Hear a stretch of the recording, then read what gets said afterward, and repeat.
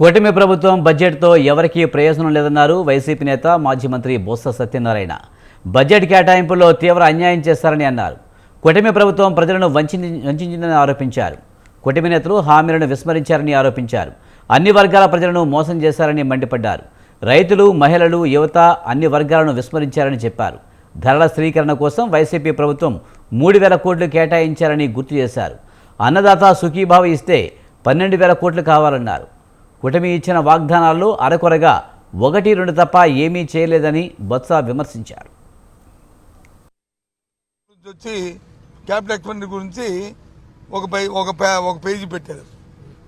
రేపు చెప్తాను capital expenditure గురించి ఏంటి. ఆ క్యాపిటల్ ఎక్స్పెండిచర్కి దాన్ని ప్రజలకు తెలియనట్టుగా, మనం అయితే అమాయకుల్లాగా, మనకి దాని మీద అవగాహన లేనట్టుగా అంటే అర్థమయ్యేటని కూడా పెట్టారు. ఓ రైతు అంట పొలం కొనుక్కుంటా అందులో వచ్చి నువ్వు తప్పుకుంటా అంట, దాన్ని అన్నీ చేస్తే అది క్యాపిటల్ ఎక్స్పెండిచర్ అవుతుందంట, దాని నుంచి వచ్చే ఫలం వచ్చేది వస్తుందో అది ఆదాయం అవుతుందంట అని. ఎస్, అది మా అందరికీ తెలిసిమే, ఇదేం కొత్త విషయం కాదు. కానీ మరి మీరు ఇచ్చిన బడ్జెట్లో క్యాపిటల్ ఎక్స్పెండిచర్కి దేని మీద మీరు పెట్టారు చెప్పండి. మేము పెట్టాం, గత 5 సంవత్సరాలు పెట్టాం. ఈ రాష్ట్రంలో జడ్టీలకు కానీ ఆదాయాలు సమకూర్చే ఆ వనరులు చేశాం ఉదాహరణకి కాదా. ఉన్నాయి, రేపు ఇంకా 4-5 రోజులు ఉంది కాబట్టి ఆ డిస్కషన్లో అవన్నీ మాట్లాడదాం అన్నీ కూడా. Okay, thank you. అసలు ఎన్ని పథకాలు సూపర్ 6 అంటూ ఆ రోజు ప్రవేశపెడతామని ఎన్నికల టైంలో హామీ ఇచ్చి ఈరోజు ఏ ఒక్కటి ప్రవేశపెట్టిన పరిస్థితి. అసలు వీళ్ళు ఎందుకు అధికారంలోకి వచ్చారు?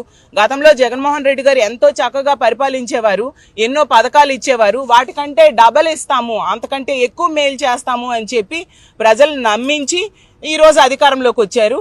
కానీ వీళ్ళు మేనిఫెస్టోలో పెట్టిన ఏ అంశాన్ని కూడా అమలు చేయని పరిస్థితి క్లియర్గా అర్థమవుతుంది. ఈరోజు మహాశక్తి పథకం గురించి అయితే అప్పుడు ఎన్నికల టైంలో ఎంతగా గొప్పలు చెప్పుకున్నారు.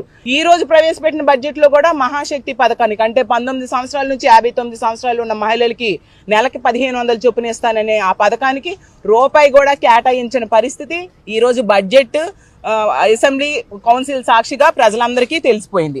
అలాగే తీసుకుంటే 20 లక్షల ఉద్యోగాలు ఇస్తాము లేదా 3,000 రూపాయలు నిరుద్యోగ భృతి అన్నారు. దానికోసం కూడా ఒక్క రూపాయి కూడా కేటాయించకుండా నిరుద్యోగులు నిట్ట నిలువుగా మోసం చేసిన పరిస్థితి అందరూ చూసాం.